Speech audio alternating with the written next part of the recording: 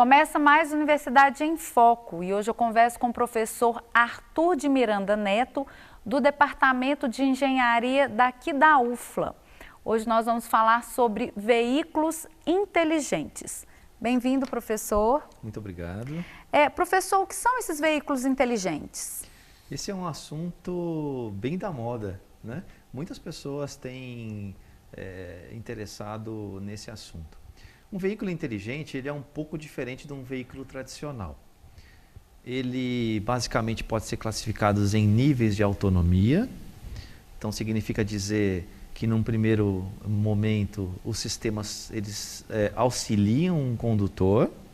E no último nível você pode ter um carro que decide completamente sozinho. Ou seja, nesse caso a gente está falando de um robô sobre rodas. Então basicamente é isso.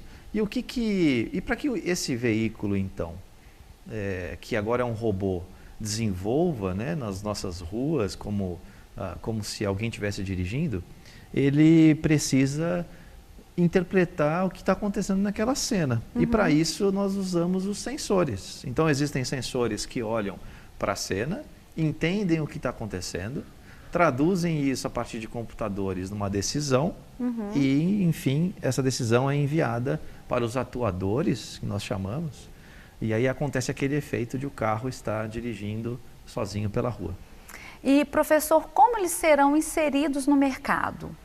Explica um pouquinho para a gente. Essa é uma questão importante também, porque ele deixou de ser um sistema como um veículo convencional, ele passou a ser um veículo inteligente, né?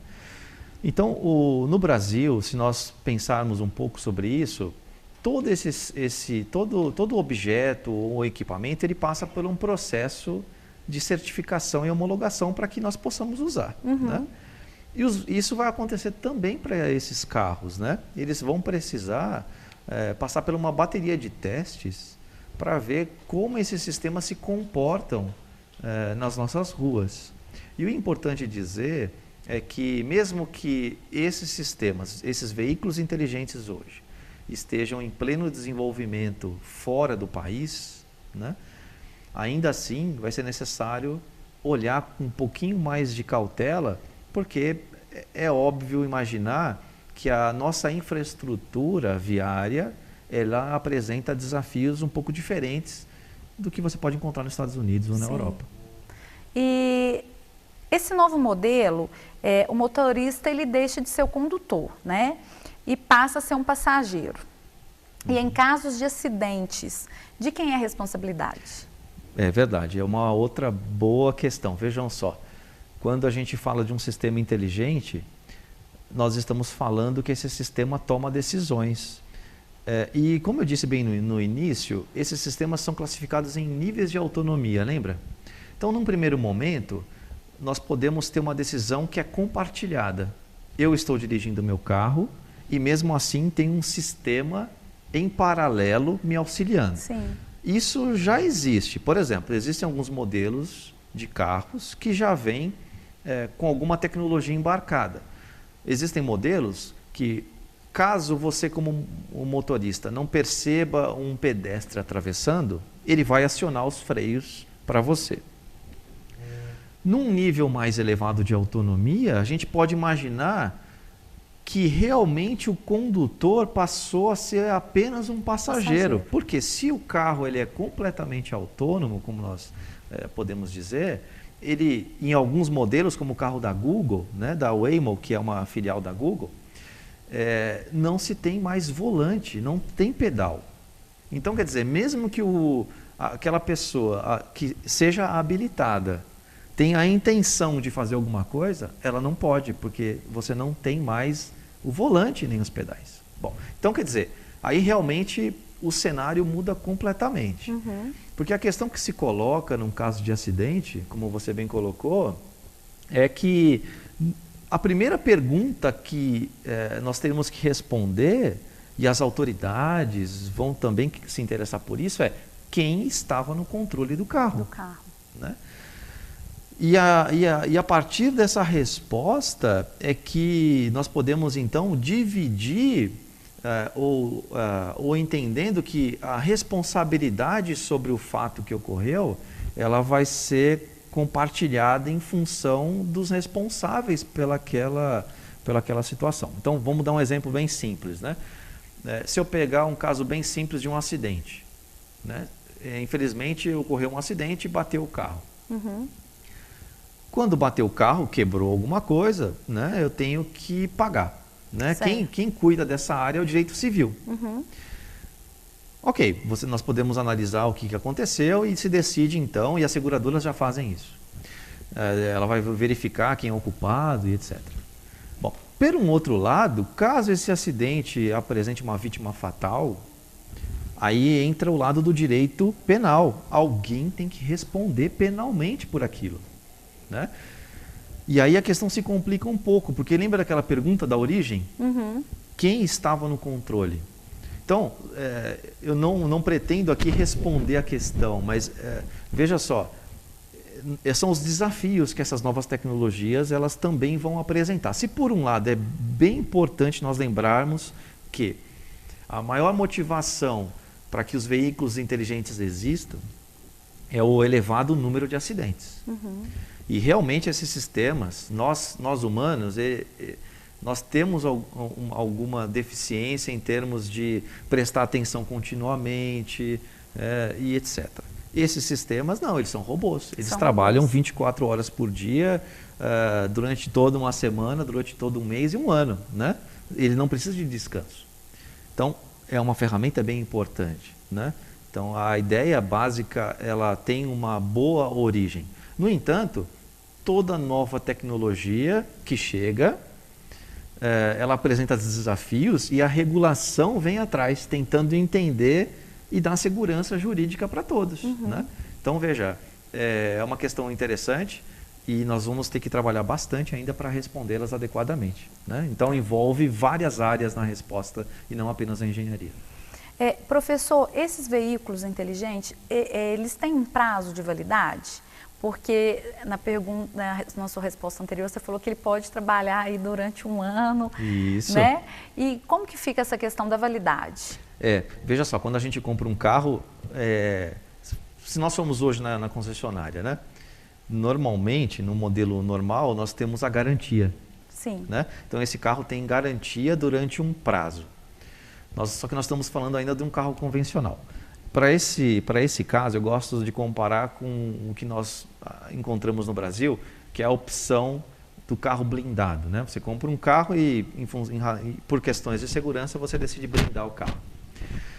Esse carro blindado, ele tem associado a esse carro um prazo de validade da blindagem. Uhum. Né? E quando você percorre os anúncios de carros à venda, né, você percebe que o carro blindado às vezes tem um valor mais baixo do que um carro normal, do mesmo ano. Mas por que às vezes acontece isso? Porque essa blindagem não tem mais garantia. Agora vamos projetar esse cenário para o veículo inteligente. Né, em que eu tenho sensores, tenho computadores embarcados. Então a gente está falando de hardware e está falando de software. Quando nós pensamos no nosso computador, nós estamos falando de que tem um hardware e um software também. Uhum. Como é que funciona mais ou menos? Eu posso ter atualizações constantes de software, não posso? Sim. Chega um momento em que, mesmo que eu tenha novas atualizações, o meu hardware ele já está no limite dele. Né? Então, significa dizer que aquele hardware chegou no seu limite, ele não tem condições mais de ter novas atualizações. Aí o que eu faço? Se eu pensar num veículo inteligente, isso vai ocorrer também. Uhum. Né? Então, tentando responder essa questão, nós imaginamos que sim, eles terão prazo de validade. Então, eles serão inteligentes até determinado prazo e desde que todas as manutenções previstas ocorram da maneira como no início foram pensadas, né? Porque é um sistema completamente diferente. A gente está falando agora de verdade de um robô sobre rodas. Então, a análise de garantia, as questões de até quando esse sistema está de verdade autônomo. Então, significa dizer que eu compro um veículo autônomo hoje, se eu pensar que eu sou o dono dele, quando eu for vender, não necessariamente aquela pessoa que comprou poderia automaticamente ter o benefício de ainda assim ter um carro autônomo. Então veja, a gente está falando de cenários de futuro, né? Mas é bom sempre lembrar que aquele veículo elétrico que estava num futuro tão distante, hoje já está na concessionária e a gente pode comprar. Está bem próximo. Então, os veículos autônomos também chegarão, né? E a gente está falando de veículo autônomo inteligente, né? No final das contas, a gente está falando da mesma coisa, no sentido de que o inteligente, nesse caso específico, a gente está falando que tem um nível de autonomia, né? Até chegar no nível de veículo autônomo, completamente autônomo. Ele decide por nós. Tá. Fala um pouquinho do papel da UFLA, né, em todo esse processo. A UFLA, ela tem um grupo, né? Nós estudamos esses sistemas. É o Laboratório de Mobilidade Terrestre. Esse laboratório tem aproximadamente 4 anos.